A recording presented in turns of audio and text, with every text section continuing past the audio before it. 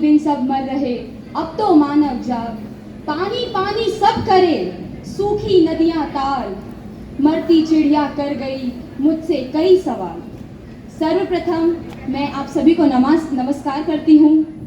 विद्या की देवी माँ सरस्वती के चरणों में प्रणाम करती हूँ और मैं अश्विनी यादव कक्षा 10वीं की छात्रा हूँ और अपने विद्यालय Fatima convent higher secondary school का नेतृत्व करते हुए यहाँ एक अति महत्वपूर्ण विषय जल एवं पर्यावरण संरक्षण पर अपने विचार साझा करने हेतु उपस्थित हूँ। अपने इस भाषण को आरंभ करने से पूर्व मैं यहाँ उपस्थित सभी वरिष्ठगण, निर्णायक दल, उन सभी से ये प्रश्न करना चाहूंगी कि आखिर यही विषय क्यों? इस विषय के इतना महत्वपूर्ण होने का क्या कारण है? कौन जिम्मेदार है? केवल और केवल हम मनुष्य, अर्थात मनुष्य की संचय नीति, प्रदूषण और पर्यावरण के प्रति उसकी अकृतज्ञता। आज हम सभी यहाँ पर एकत्रित हैं और पर्यावरण एवं जल संरक्षण पर सभी का ध्यान अपनी ओर आकृष्ट करने का प्रयास कर रहे हैं। मगर क्यों? जल संरक्षण करने से पूर्व हमारे लिए यह जानना ज्यादा आवश्यक है कि जल संरक्षण करना क्यों है। इस पृथ्वी पर हर जीव जंतु किसी न किसी तरह से अपने जीवन यापन के लिए जल पर आश्रित है और इसी कारण हमें जल संरक्षण करना बहुत आवश्यक है। अगर हम हमारी माँ, इस भूमि, इस धरती के लिए इतना कृतज्ञ हो सकते हैं कि सरहद पर अपनी जान दे दें, तो क्या हम इस पर्यावरण जो हमें जिंदा रखता है उसके लिए इतना कृतज्ञ नहीं हो सकते कि कोई बहता नल देखकर उसे बंद कर दे? ये हमारा दायित्व बनता है कि हम इस वरदान को संजो कर रखें, क्योंकि जल के लिए कोई विकल्प नहीं, ये प्रकृति से प्राप्त एक निःशुल्क उपहार है जिसे हमें संजो कर रखना है। जल संरक्षण क्यों आवश्यक है? मनुष्य का शरीर पंच तत्व से बना है, अग्नि, जल, वायु, आकाश और पृथ्वी, जिसमें एक है जल और व्यर्थ करते आ रहे हैं। क्यों? ऐसा क्यों? हम जल को व्यर्थ क्यों कर रहे हैं? अगर आज हमने जल का संरक्षण नहीं किया तो आने वाले टाइम पे जल बचेगा ही नहीं। अगर जल ही नहीं बचेगा तो हम पौधे कैसे लगाएंगे? अगर पौधे ही नहीं होंगे तो हमें ऑक्सीजन कैसे मिलेगा? अगर जल नहीं होगा तो आने वाले टाइम पे हमारे लिए बहुत चुनौतीपूर्ण विषय हो जाएगा। हमें जल का संरक्षण करना ही पड़ेगा और जल का संरक्षण करने के लिए हमें ज़्यादा मेहनत नहीं करनी है। हमें स्वयं शुरुआत हमारे घर से ही करनी है। हम घर पे इतना फिजूल जल व्यर्थ करते हैं, जैसे कि हम ब्रश करते हैं तो नल खुला ही छोड़ देते हैं। जब तक हम ब्रश करते रहते हैं वो पानी व्यर्थ ही बहता रहता है। जहाँ हम 1-2 ग्लास पानी का भी उपयोग करके कर सकते हैं, वहाँ हम इतना सारा जल व्यर्थ कर रहे हैं। हम घरों में दाल, चावल, सब्जियाँ आदि धोते हैं तो उस पानी को फेंक देते हैं, धो देते हैं। उससे अच्छा है हम उस पानी को पौधे में डालें, तो हम जल संरक्षण के साथ साथ पर्यावरण संरक्षण भी कर सकते हैं। किसी महान पुरुष ने लिखा था, बहुत खूब लिखा है, पर दादाजी ने पानी नदी में देखा, पर दादाजी ने पानी नदी में देखा, दादाजी ने पानी तालाब में देखा, पापा ने पानी कुएं में देखा, हमने पानी नल में देखा। सोचा है आने वाली पीढ़ी पानी कहाँ देखेगी? एक सर्वे के माध्यम से पता चला है कि विश्व में 1 अरब लोगों को पीने के लिए शुद्ध पानी नहीं मिल पाता और उसी जगह हम हैं जहाँ हमें आधी ग्लास पानी की प्यास होती है, वहाँ हम पूरा ग्लास पानी भरते हैं और उस आधी ग्लास को फेंक देते हैं, ढोल देते हैं। क्यों ऐसा? अगर आज हमने पानी का संरक्षण नहीं किया तो आगे हमें बहुत दिक्कत आएगी। हमें पानी का संरक्षण करना ही होगा। पेड़ बचाए इंसान, प्रकृति की यह देन है, इसका करें सम्मान, इसे व्यर्थ ना करें क्योंकि ये होगा अपमान, क्योंकि ये होगा अपमान। मेरा नाम किंजल साहू है, मैं कक्षा 9वीं की छात्रा हूँ। मेरे विद्यालय का नाम Fatima convent higher secondary school है।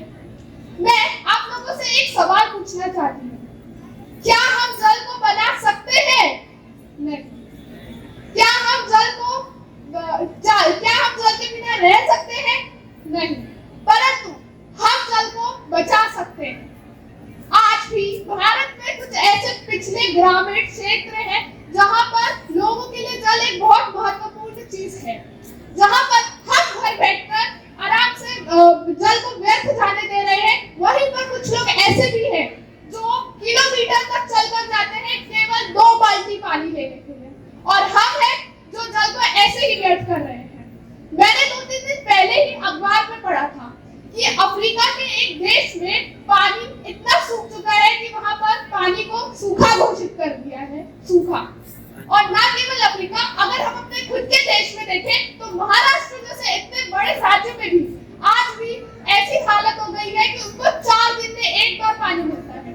और मैं गर्व से कह सकती हूँ कि मैं इस नागदा में रहती हूँ जहाँ पर नगर पालिका जैसी इतनी अच्छी संस्था ने हमें इतना अच्छा पानी का उपयोग करने के लिए बढ़ावा दिया है। इतनी तपतपाती गर्मी में भी वो हमें दो समय पानी देते हैं। इसके लिए मैं नगर पालिका के सभी लोगों को धन्यवाद करती हूँ।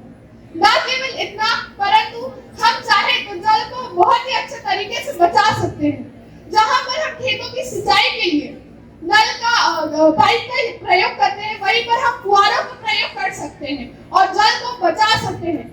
लोग यहाँ पर ऐसे हैं जो प्यासे मर रहे हैं, और किसी ने ऋग्वेदा में बिल्कुल सही लिखा है कि जलम जीवम और रक्षाम जीवम। ये बिल्कुल सही बात है। जल ही अमृत है और जल ही औषधि है, इसलिए हमें जल को बचाना चाहिए, क्योंकि जल है तो कल है। भारत माता की जय। धन्यवाद। Fatima convent higher secondary school.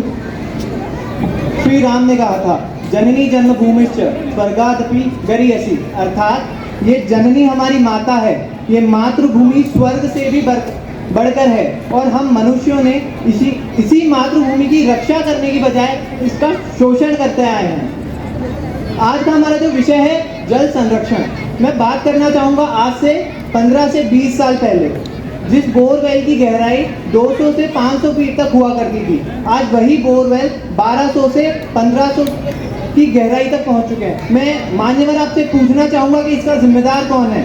हम मनुष्यों ने ही इस धरती माँ का शोषण किया है। बाल्यकाल में यहाँ जितने भी मान्यवर उपस्थित हैं, मैं आपसे पूछना चाहूँगा, आपके बाल काल में एक बड़ा ही रोचक खेल प्रचलित था जिसका नाम था कदम डाल। उस पर पेड़ों की शाखाओं पर चढ़कर एक दूसरे को पकड़ा जाता था। आप सोच कर देखिए, उस समय के पेड़ इतने बड़े हुआ करते थे कि उसकी एक शाखा पर एक समय पे 2 से 3 मनुष्य एक साथ चल सके। अगर हम आज की बात करें तो आज के पेड़ों की दशा हम देखें तो जो इनका तना है वो भी इतना मोटा नहीं होता। अगर हम इसी बात को ध्यान में रखें तो क्या आपने सोचा है कि जो आने वाली पीढ़ी है उसका क्या होगा? तब तक तो इनका नामो निशान मिट जाएगा। जल संरक्षण अर्थात जल की रक्षा करना। हिंदू धर्म में जल को एक देवता के नाम से जाना जाता है, जिन्हें हम वरुण देव के नाम से जानते हैं। उनका इतना महत्व है कि अगर आप एक पूजा में बैठते हो तो जल की एक बूंद मात्र से आपका शरीर पवित्र हो जाता है। इस पवित्र जीवन सुखमय सुंदर हो। सुप्रभात आदरणीय मंचासन सदस्यगण, उपस्थित सभाजन। आज आयोजित की गई भाषण प्रतियोगिता में मैं पूनम सोन, पिता जयप्रकाश सोन, कक्षा 12वीं Aditya Birla higher secondary school का प्रतिनिधित्व करते हुए विषय के संबंध में अपने विचार प्रस्तुत करना चाहती हूँ। मानव के जीवन में जल एवं जंगल दोनों का अत्यधिक महत्व होता है। जल जहाँ जीवन का एक अत्यंत उपयोगी तत्व है, वहीं जंगल प्रत्यक्ष एवं परोक्ष दोनों रूपों से मानव जीवन को आधार प्रदान करता है। हमारे देश भारतवर्ष में तो वेद काल से ही जल को देवता माना गया है और उसकी पूजा अर्चना की गई है। गंगा जी सहित सैकड़ों नदियों को उनके जीवनदायिनी उपहार जल के कारण पूजनीय माना जाता है। यहाँ तक कि संसार में सभी उन्नत सभ्यताएं जल के निकट ही पनपी हैं। ये तो हुई जल की बात। जल के समान ही जंगल को भी भारतीय दर्शन में महत्वपूर्ण स्थान दिया गया है। अतः जल एवं जंगल दोनों सदैव से ही भारतीय संस्कृति के अविभाजित अंग रहे हैं। यह तो हुई जल की बात। जल की बात की है तो अगर पर्यावरण की बात ना करें, ऐसा कैसे हो सकता है? यदि वृक्ष है तो जीवन है, जीवन है तो इंसान है। आने वाले जीवन की वृक्ष ही तो पहचान है।